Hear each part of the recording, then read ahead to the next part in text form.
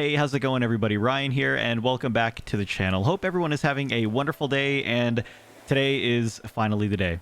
It's a day that I've been looking forward to for a very long time, but also one that I've not been looking forward to for a very long time. Today, we are going to be doing the official island tour for my Northern Hemisphere island, Diamond. This is an island that I've been working on kind of on and off for the last year or so. I had an island design before this one that I flattened in June or July of last year, 2020, and I've been kind of working on it every now and again for the last year or so, and just recently I put the, I would say, finishing touches on it, cleaned it up a little bit. We finally have our list of villagers that we want to have permanently here on the island, and so it's time to kind of go through the entire design of the island, go through my thought process as well for those that were interested, as well as update the dream address, which will be in the description down below for you if you want to visit it yourself. But without further ado, let's go ahead and get started. I hope everyone enjoys. First thing we're going to do is we are going to start by taking a look at the overall map design. I know a lot of people really like when you go through the overall design of the island. So when I was designing this island, I definitely knew from the very beginning I wanted to do a lot of waterscaping. I wanted to have a lot of rivers. I wanted to do a lot of lakes and like small little ponds everywhere. And I was able to accomplish that. I think I did a pretty good job of it as well. The biggest hurdle that I had to kind of work around were the double south outlets, which a lot of people tend to not really like. That, or at least that's just kind of what I've been hearing a lot. But one of the hardest parts about double south outlets is where on earth do you make them meet? A lot of people, when they don't have double south outlets, they tend to have the river flowing from one outlet to the other fairly easily. And with double south outlets, you can't really do that without basically cutting your island into, I would say, 3 different parts. So what I ended up doing was not connecting them whatsoever and just trying to form the waterways in such a way that it didn't feel like you were being cut off from a particular part of the island, which is also where the bridge and incline placements also take effect in regards to leading players across from one section to the next without having them, you know, take a really long detour, at least as much as possible. With this design, like I said, I wanted to go for waterscaping. I wanted to do a lot of cliffs, which ended up not really happening. I feel like the waterscaping definitely took more of a forefront in regards to the design process for me. And yeah, I didn't want all the houses to be all next to each other. I wanted them to be kind of spread out, kind of scattered. I didn't really want a neighborhood section. Yeah, we'll kind of go through it little by little here as we walk through. So starting at the very front, this was one of the first things that I worked on, was this little cliff section to the left, which is just a small amount of waterfalls on it. Nothing too crazy, but it was the first thing that kind of, I would say, laid the groundwork for the overall idea of what this island is. A lot of people call it cottagecore. A lot of people just call it like a natural looking island. I would say, just for ease of use, cottagecore would be the best way to put it. Although I will say my island is not as cottagecore as most cottagecore islands that you will see.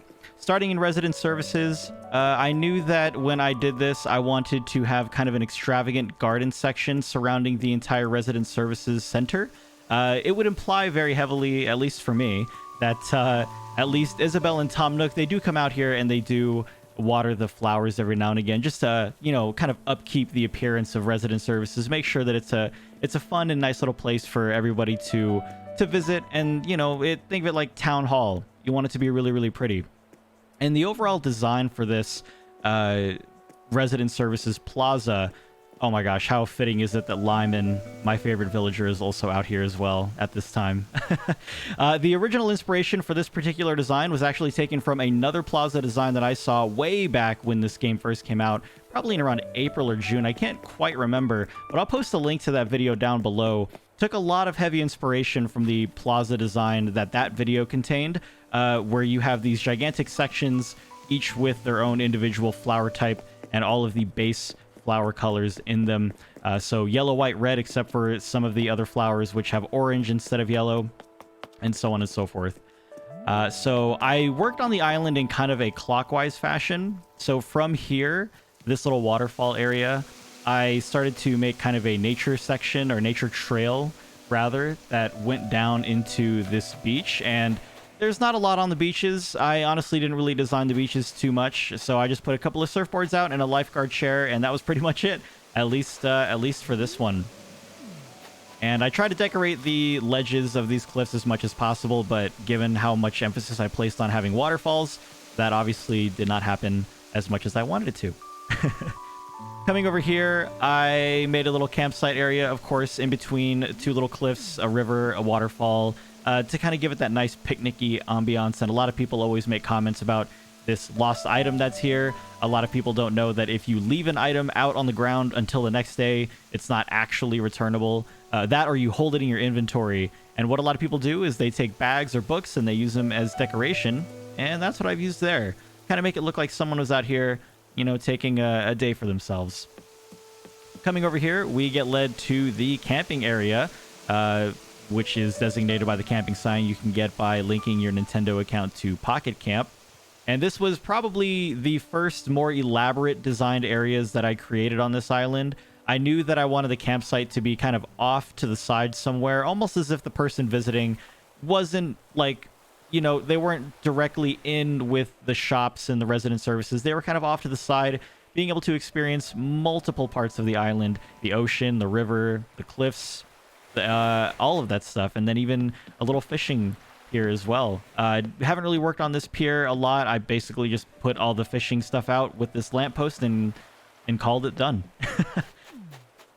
I'll do my best to also try to put all of the custom designs that you see on this island in the description box down below if I can find them. If I can't find them, I am so sorry. I'm sure that someone may be able to find them at some point down the road, though. So again, didn't really design the beaches too much, but I will come up here to show that I just put like a little seating area outside to the left here, so nothing too crazy. Coming back into the island, though, we start coming up here, and we started to design more or less where the residents were going to start living. Like I said in the beginning, I tried to keep the residents as far away from shops and the resident services as much as possible. That way, it seems like they're off kind of living their best life away from all that stuff and kind of, you know, not necessarily away from other villagers, but it also gives me a room to decorate. So right here in front is Dom's house. And I also didn't go through the villagers when I looked at the map, but I'm sure you saw them. And in addition, we'll go through them as we pass by them. Nice little waterfall section here that I've cleaned up very recently. Up here is Stitch's house, which is appropriately decorated to contain a lot of kids' toys. A little tricycle, giant teddy bear, all that good stuff. And then over here is Ketchup's house, and this actually was more of a design choice. I didn't run out of bridges when I did this. I knew I wanted to have stepping stones at some point in the island, and it just so happened to lead into Ketchup's house. Coming over here to the left-hand side really quick on the beach, if I can get back over here. You can kind of see off in the distance something that I've actually had on my island for a very, very long time, if I can get to it. But basically what it is a little lookout section. And the reason I'm bringing attention to this now is because I also saw Gullivar over here on the side. But this lookout section on this rock formation never changed. This has been here pretty much almost since the beginning of my playthrough. And I'm now never going to change it. That's going to be there forever. Actually, can I get up here through? I think I don't put a fence up here. Let me see. If I did put a fence up here, then I'm so sorry.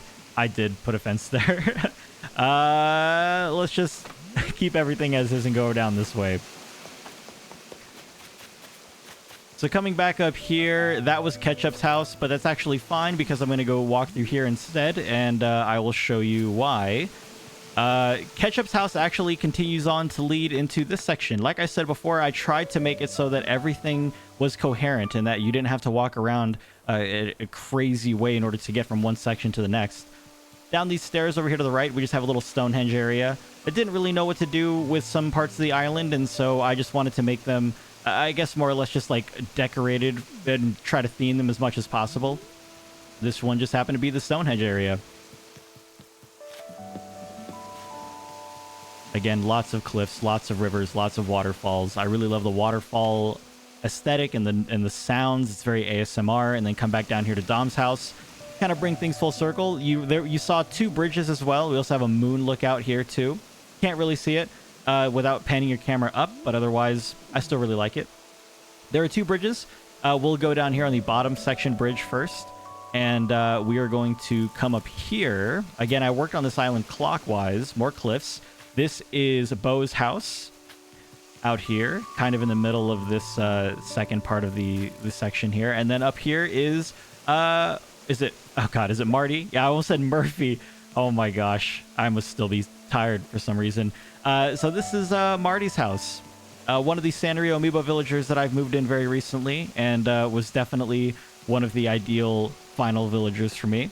A Zen bridge leading across from Ketchup's house into a nice picnic area, which I utilize as a stargazing area quite a lot. Basically, you just kind of sit right here, you pan your camera up, and you can see a lot. You can see the Milky Way every now and again, the little... I've never seen Northern Lights yet. Haven't seen Northern Lights, but all the stars, the moon, all that stuff, it looks really pretty from right here as well. I tried to reduce the lighting as much as possible from things like street lamps and stuff. That way it wasn't just too distracting, kind of like you would do in real life as well. Coming around here in front of Bo's house to the left-hand side is just a small little reading nook. It's once you get in, though, it's really difficult to get out. But again, this is just another one of those small design sections to kind of give the island a little bit of life, and one of the first sections that I made that I really, really enjoyed. And then further down beyond that is a painting area. Now, the idea and the concept here was that whoever was here painting would basically be painting what they saw. And while I would have loved to have some sort of image to represent that, as you can see, the most that I've got is a picnic blanket design, and that's pretty much it. But otherwise, another set of waterfalls down here. It's almost like they're doing a painting near like Niagara Falls or something. It's really, really cool, really awesome. And again, another small section that I really, really enjoyed. Coming over here to the right-hand side of the island as well, we start getting into the entrance to the secret beach where Red is, and this is just a nice little lookout section that I put out here in front, but otherwise, nothing too major. I didn't want to clean up this section too much, given the fact that I've decorated it to look kind of like a pirate cove. I wanted it to look kind of overrun, which is why the weeds here aren't as clean and the flower placement isn't as nice as other sections, because, you know, it's a pirate cove. It looks messy. There's a lot of stuff scattered about. There's a lot of overgrown feels that I get when I think of a pirate cove, and that's basically what I was going for right here. Probably could have been decorated a little bit more, but just with what I was, just with what I have, I think that it actually turned out quite nice. It's a very subtle nice. And I'm actually going to come up here to talk about this small section as well. This is a small section that I added very recently. And by recent, I mean like 4 months ago. But this is actually this is a small lighthouse seating area that is heavily inspired by a game called To the Moon. It's a fantastic kind of 2D side-scrolling game. It's a story-based game, and I won't go into it at the risk of spoilers, but basically it involves a lighthouse and its importance to a couple. And that is the most I'll say about that. Seriously, you should check out To the Moon. It's a wonderful game. Great music, great characters, wonderful all around. Over here to the museum section.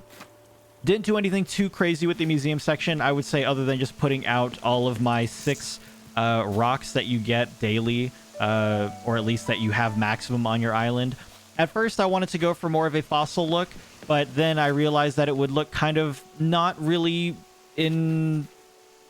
I would say it wouldn't really work. It wouldn't really fit the overall vibe and aesthetic that the rest of the island offers. And so instead, I just went with a simple bridge. Again, waterfalls, rivers, all that good stuff.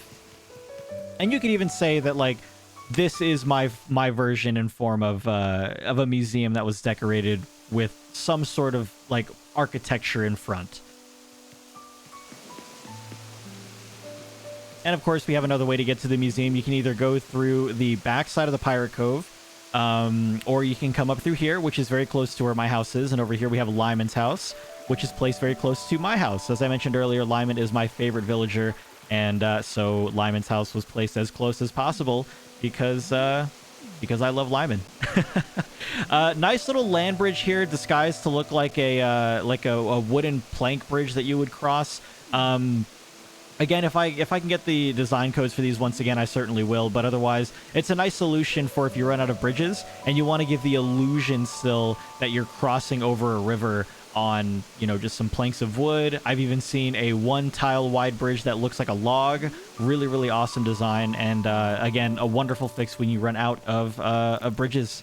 Can't really do the same for inclines, though. I'm going to come over here to this very empty beach to point out one simple thing, and that is this hat here that I dropped off a very, very long time ago from a previous villager that lived on this island, Gwen.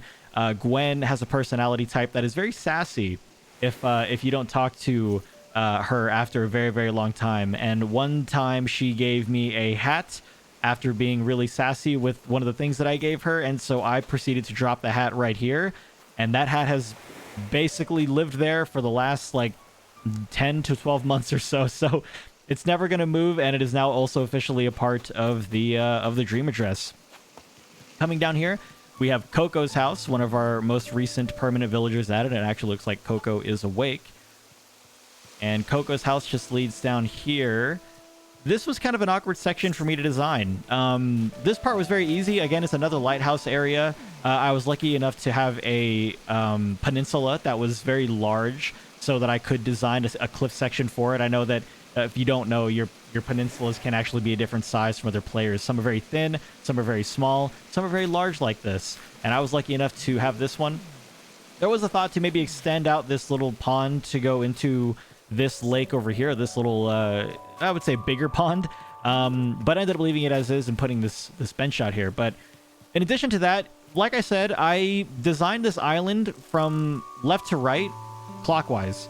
So by the time I got to here, I had a very difficult time more or less separating the remaining villagers. You can see, for example, these 6 villagers are very spread out, and then these 4 are kind of close. You can kind of see where the design had to start making some compromises, but this here is, oh my gosh, Zucker's house. And then the most recent addition, Filbert, a villager that I had been hunting for and finally found after 600 plus tickets, lives here next to Zucker. This is actually where I was originally going to put my house and Lyman's house, and I was going to separate it with like a gate, and there's supposed to be like our own private little like beach like section here with chairs and a fireplace and stuff, but I opted instead to put my house more into the center of the map, and then Lyman just next to me. So this was going to be just where whoever I could fit here would go here. And then, of course, another cliff area just to add to the cliff, waterfall, river aesthetic that I've been working towards this whole time. Come down here, newest addition, a nice little volleyball court. I didn't want the beaches to be completely dead, and so I found this design recently. Used rope fencing as a means to indicate a net, put a volleyball out, and there's your volleyball net. And then, of course, a small little area here for you to relax on, which serves no real major purpose, but that's what I would do on my island if I had one. And otherwise, Nook's Cranny and Able Sister store right here in front. Again, heavily inspired by the video posted in the description down below. I'm pretty sure that is it for the overall island tour. We'll go into the middle of the island here one more time to show off this nice little park area as well. Nice little lake out in the front, and I would say kind of like a botanical inspired section here. You have a nice little roundabout walking through. You can see I've kind of placed out tables with different plants on it, almost like you're walking through just a small little garden, which I think turned out really, really nice as well. And of course, a small little fishing spot. Fishing pole out front with a tackle box outside. The last thing to really look at would be my house. Something that I do not really decorate or design too much. I pretty much place a lot of emphasis on decorating the island, and the house took a back seat and continued to do so. I didn't really decorate this much in order to finish it. And so what you see in this is basically the final product, unless I ever get, motivated enough to actually do anything about it. But this is the living room, and you can tell when I decorated it because I'm still using the winter snowing wallpaper. I never changed it, and you can see I still went for like a log cabin or a cabin style look with the couches and stuff. I'm honestly never going to change this. It's just the way that it is. It's Christmas all the time now. Let's go down to the basement first, which is one of the first rooms that I ever actually like designed and like built. And it is it's arcade, which is really, really awesome. If I were to have my own arcade in my own home, this is basically very similar to how I would put it. just a ton of arcade machines everywhere. Seating, a pool table, foosball table, you know, all of it. It's just, it looks great. It's fantastic. I love all the different colors. Even the music from the different arcade games, kind of like, not really juxtaposing, but trying to offset each other, definitely gives that, you know, Dave and Buster's Chuck E. Cheese vibe, which I love. So definitely one of my favorite rooms in the whole house here. The first floor, the main floor, another decorated room that I have is over here to the left. This is what is essentially my, I guess my streamer room, my gamer room, and also where I hoard villager things that I find that I forget to take back. But basically, yeah, just I wanted to make it look like an office. And so you can see here I have like a computer chair with a laptop, Lyman's photo, and even a microphone off to the side to kind of show like, hey, I make videos and I live stream, and that's what this room is for. So just decorations every now and again, but otherwise I didn't decorate it too much, just enough to kind of give it that office-y vibe. And then I'm a big board game enthusiast. I have a lot of modern day board games in real life, and this board game here reminded me very much of Catan. And so very fitting that I put it out here. Also kind of looks like Magic the Gathering cards on it as well. So just imagine one of these bookshelves is actually full of board games, and you would have basically more or less what kind of room I would design if this were real. The other two rooms are not actually designed whatsoever, and neither is the attic, but I'll show you them really quick. This up here is how I went to sleep in order to update the dream address. This was supposed to be a more comprehensive version of a stream room or a content creation room. You can see I have a custom design here for a ton of like audio foam. And then my whole goal was to create like a little studio setup, which never happened. So instead I just put out one of the like Zen beds, slept in it, updated the dream address, and that's this room. Who knows? Maybe one day I'll go back, like I said, and actually make that room what I intended it to in the first place. This pipe also leads nowhere, by the way. This pipe was literally just meant for me to use to get back home from whenever I'm out on the island. You can see my inventory is a mess right now. And yeah, so basically you just put the pipe out anywhere. You go into it to go to whatever location the other pipe is set in. It's a fast way to get home. So if you go to the dream address, don't use the pipe. You'll just keep going in and out of the living room. This is a green room. This is where I take pictures for all of the thumbnails that you see on my channel. You will see on my channel every now and again, you'll see just like a static image of a background and then my character doing some sort of reaction like this. What you do is you take a picture of this right here like that, and then you just go to Photoshop, you select the light green as like a chroma key, you delete it, and there you go. You have an outline of your character ready to go for thumbnail usage. So yeah, this was basically, I know I could have done that on Harv's Island, but it was so much easier for me to have it at home instead of constantly traveling to Harv's Island. I know it only takes like, you know, less than 2 minutes, but it was still, for me, it made more sense to do it this way. And then up here is something that I completely forgot that I did. If I'm being honest, I don't even remember doing it. And it's what would appear to be a Godzilla scene. I don't actually remember doing this. I went up here recently while I was in the middle of cleaning my island, and I was super surprised that this was here. But I'm gonna say that my intention was to make it look like Godzilla, who, you know, thematically lives in the ocean. If anything, this probably should have been the basement and the arcade should have been the attic. But yeah, we have Godzilla up here apparently. And then of course I didn't show any of the walls on the other rooms because there really wasn't anything there to show. But otherwise, yeah, even over here, you know, it's just like a dresser, and my intention was to decorate this dresser with a item or an item every now and again with maybe something seasonal. Back when I made this room the first time, it was a snow globe, and then of course as the seasons went on rather, I never updated it. So that would be the living room, and that would be my home. I didn't do that thing where I put another person out here for their house in order to use as storage. So that is really the only home there is to tour. Going over it one more time really quick. Villagers: Bo, Coco, Zucker, Filbert, Marty, Sherb, Dom, Ketchup, Stitches, and Lyman. Sherb's house I missed You kind of saw it a little bit when we saw Lyman out here behind resident services, but this is Sherb's house. This walkway here next to Sherb's house is definitely one of my more favorite areas, given how I would say it's just a nice transition. It leads you to kind of a fork in the road. One is a bridge, the other one leads up to cliffs and waterfalls. I think Sherb honestly probably got the best location and overall design treatment than any of the other villagers on the island, unfortunately. But Sherb is also one of my favorite villagers as well. Pretty much all the villagers you see on this island are some of my favorite villagers, which is why, you know, as far as I'm concerned, they will never get replaced, right, Lyman? That's right. Otherwise, I think that is pretty much it. Like I said before, this was something that I had been kind of looking forward to for a long time.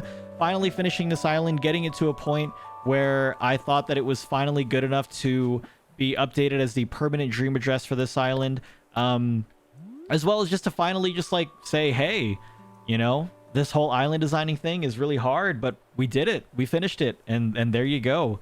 But like I mentioned before in the beginning, this is actually kind of a bittersweet thing for me. I know that at this point a lot of people would either flatten their island or restart completely to get new villagers or to go for a different island design, but if you guys have seen my most recent video, I honestly don't think I'm going to do anything further to this island. I'm not going to flatten it. I'm not going to restart it. Don't currently have any plans to do so anyway. I don't have any plans to replace any of the villagers with anybody currently. I've done so many villager hunts, and I feel like the villagers that I have are villagers that I would choose time and time again if given the opportunity. And luckily I don't have to have that opportunity anymore because we have the ones that I want. So the dream address that is going to be in the description down below for this island is the one that will be available for, I guess, ever, as long as Nintendo keeps it up. And it's going to be super interesting to come back to this island, you know, years down the road for the nostalgic purposes of it. I still plan on logging in every now and again to double check for Red, make sure Red doesn't have anything brand new for me. That's another thing too. I didn't go to the museum because the museum, you know, the museum is the same everywhere, and you don't really need to visit the museum whenever you go to someone else's island. So I didn't place any emphasis on that, but yeah, that'll pretty much do it. This island, just the whole design process was super duper fun. And a lot of you have been here from the very beginning.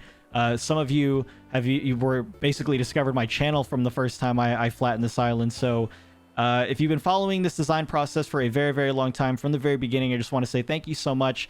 If this is your first time seeing my island, I just want to say I hope you enjoyed it. And if you did want to see it being built from the ground up somewhat, I do have videos on my channel kind of showing off that design process in a series called Animal Crossing and Chill. But for now, that'll do it. I hope everyone enjoyed the tour. I hope if you visit the island, I hope that you enjoy kind of walking around. I hope that you find some inspiration from it. And yeah, that'll do it. If you enjoyed it, please be sure to give this video a like. It greatly, greatly helps. And if you're new to the channel and want to see more videos from me in the future, be sure to subscribe and turn those notifications on. That way you always know when a video gets posted.